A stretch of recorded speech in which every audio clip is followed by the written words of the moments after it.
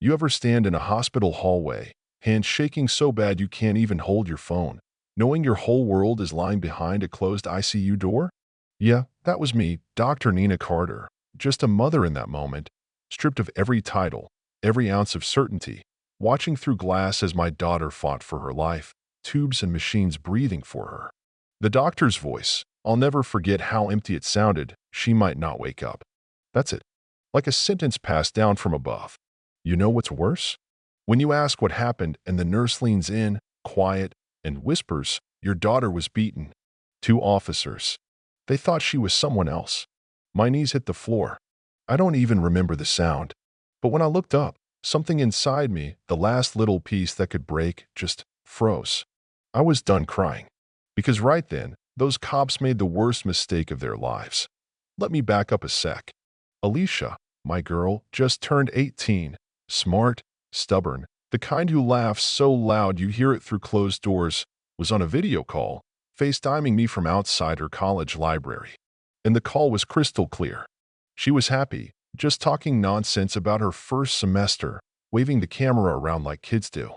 That's when they showed up, 2 white cops, late 30s, tight-lipped and already coming in hot. Hey, what are you doing here? You match a suspect's description. I could hear them, even over the call. Alicia, trying to be polite, I'm just FaceTiming my mom, sir. But you know how it is. When someone's already made up their mind about you, there's no right answer. One cop snatched her phone. Don't get smart with me. Suddenly it was all shouting, hands behind her back, Alicia's voice starting to shake, then panic. Then they slammed her to the ground, right there, in front of the library, and the phone hit the pavement. All I could do was listen to her scream, then nothing. Static. Silence. Somebody filmed the whole thing. The part's important. Because even after Alicia stopped moving, those cops kept going, rough, like she was some kind of threat, not a kid just calling her mom. Later, one officer would say they needed to clean this up. I guess in their minds, that meant tossing her in a cruiser and hoping nobody noticed what they'd done. But there are always witnesses, right? Especially when you think nobody's watching. So there I was, in that hospital, rage and grief wrapped tight around my heart. But you know, old instincts die hard. See, before I was Alicia's mom, I spent 15 years as a federal investigator, chasing civil rights violations across 3 states. I knew exactly what to do. Tears still wet on my face, I took out my phone and called Nina Stern, my old partner. Activate Protocol 7, I said. I want every body cam, every street cam, every dispatch log from Sector 9. Right now. This wasn't just a mother's plea. This was war. And I wasn't alone. Back at my place, I fired up the wall of monitors I swore I'd never use again. Pulled up the city network, cracked into the police server. Yeah, I kept a few tricks. Within the hour, we had unedited body cam footage, straight from the source. And what it showed, it broke me and steeled me at the same time. Those cops, right after beating Alicia, laughing, one bragging about teaching her a lesson. No fear, no regret, just pure arrogance. We had dispatch audio too, the officers describing Alicia as non-compliant, while she was face down, not moving, just a kid with a cracked phone and a mother's voice still echoing through the speaker. We leaked it. Sometimes that's what you have to do, you know? Let the world see what happens in the dark. The clip went viral, anchors arguing on TV, hashtags trending, people showing up at the hospital with signs and flowers, strangers calling for justice. It's weird, the way a city can change overnight when it sees itself in a mirror it didn't ask for. Next morning, I marched into the precinct, and I wasn't alone. I had a team of federal agents, 3 civil rights attorneys, and every major network trailing us with cameras.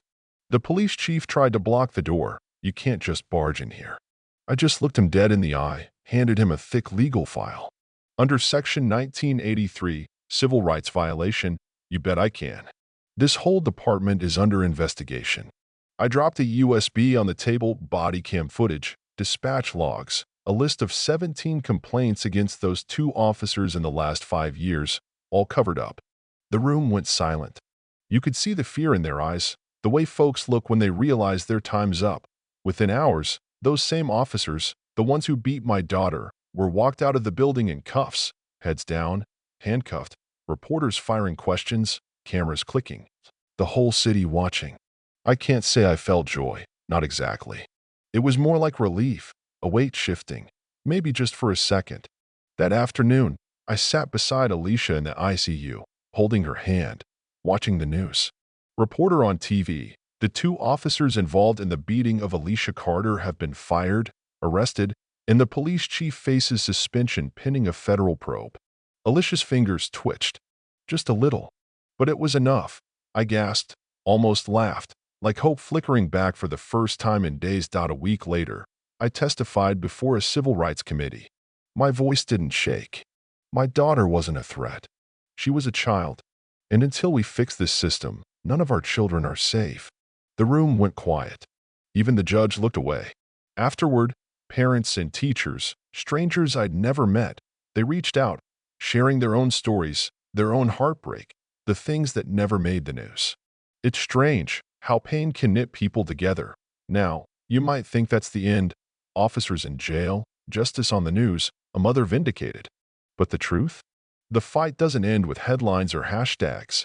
Alicia's still healing inside and out, and there are still kids out there walking home at night, worried about who's waiting around the corner. There's still a system built to look away. Some nights, I stand by her bed, listening to her breathe, and wonder how many more families are out there, holding on to hope by a thread. You know what I mean. So, yeah, this story's not just about one girl or one mother. It's about all of us, about what happens when ordinary people refuse to look away, when we demand better, even if it means tearing the whole thing down and starting over. Maybe that's the real twist, not that justice happened, but that we finally stopped accepting less. Let me ask you, what would you have done, standing in my shoes? Do you think true justice is possible, or are we just patching holes in a broken system? Drop your thoughts below. Let's talk about what needs to change, not just for my daughter, but for every kid still out there. Because until we face this together, nobody's really safe. You know, after the news died down and the crowd stopped gathering outside the hospital, people figured things would go back to normal. They always do, right? But let me tell you, there's no normal after something like that. Not for Alicia. Not for me. And definitely not for a city that's just been shaken awake. See, when the headlines fade, that's when you learn who really stands by you and who just wanted their face on camera. The day Alicia opened her eyes, I cried so hard my whole body hurt, but she didn't remember what happened. That's the cruel part. Her first words were, "Where's my phone?" And then she started to panic, thinking she'd missed a class, worried about something as simple as attendance while the world outside was spinning from what those officers had done. I tried to smile, told her she was safe, but I saw the confusion in her eyes.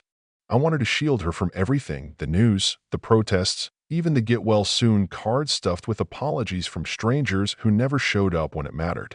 But you can't protect someone from the world forever. And the city, man, the city changed overnight. For a week, every news anchor wanted an interview. Every activist group reached out, some looking to help, some just chasing their own headlines. I got calls from lawyers I'd never met, politicians with empty promises, and even the mayor, who suddenly valued my expertise in the wake of public outrage. Yeah, right? Funny how fast people find your number when they're scared for their jobs. But while the suits were scrambling, I was dealing with threats too, anonymous calls late at night, messages telling me to let it go, people posting my address online. That's something the cameras never show, what happens when you stand up to a system that spent decades hiding its dirt. But you know what? I was done being afraid. One night, Alicia woke up screaming, said she couldn't breathe, hands clawing at the sheets, tears running down her face. She was dreaming she was back on the ground, those officers pressing on her back, voices shouting. I held her until the tremors passed, promised her she was safe, but inside I was boiling. That's when I knew this wasn't just about one case. This was about all the families who never got a camera, all the mothers whose voices were never heard. You ever get so tired of fighting that giving up just isn't an option anymore? Yeah, that's where I was. I took everything I'd found, the footage, the complaints, the records of cover-ups, and brought it to the Department of Justice. No lawyers, no press, just me and a thick envelope asking them to open a federal investigation into the whole department. I knew it was a risk, that maybe nothing would happen, But sometimes you have to trust that pushing the first domino can bring the whole thing down. And while I waited, I started speaking at community meetings, churches, even high schools, not as Dr. Carter, but as a mother, telling our story so maybe one more parent wouldn't have to. Here's where it gets interesting, the twist I didn't see coming. A few weeks in, a young officer named Marcus Rivers showed up at my door, nervous as a deer but determined, said he'd seen things inside the department he couldn't keep quiet about anymore. He was black, first year on the force, already tired of looking the other way. Marcus handed me a folder, evidence of a secret group chat between officers, full of racist jokes, threats, talk of making examples out of kids who looked like Alicia. My hand shook reading it, not from fear, but from anger and a kind of hope, because finally, someone from the inside was risking everything to break the silence. We took it public. This time, the outrage was nuclear. People demanded a full audit, old cases got reopened, and for the first time in a long time, the city council voted to create a civilian oversight board with real teeth. Marcus testified, risking his badge, and the world got to see what courage looks like, not just the big moments, but the 1,000 quiet decisions to do the right thing, even when it costs you.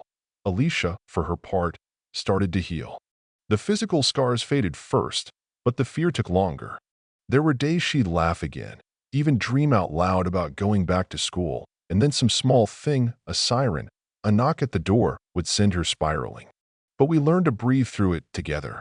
She started writing, pouring everything onto the page. She said if her voice could help even one other girl, it was worth it.